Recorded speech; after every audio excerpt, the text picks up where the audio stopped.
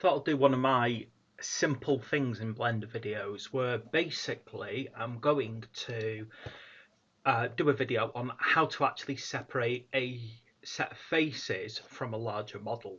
So I have here my bunker, and what I've done is, because I've turned it into an FBX, transferred it for texturing and then moved it back in again, I've ended up with all of my vertices merged together, and that actually can be quite problematic.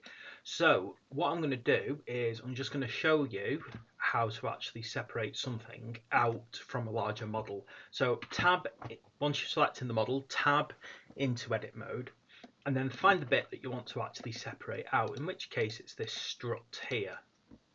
Now what I'm going to do is I'm going to hold shift and basically just select all the faces that I need.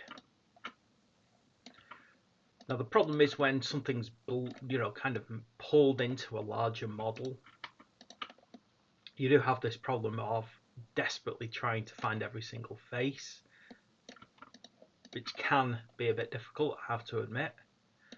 But once you've got them all, and you can just about see here, I've managed to grab all of these. It's dead simple then. You right click, you find separate, and you separate selection. And then what it does is, if I tab out now, I now have that entire selection created as its own independent mesh. Double click on it and give it a name. And that is how simple that is.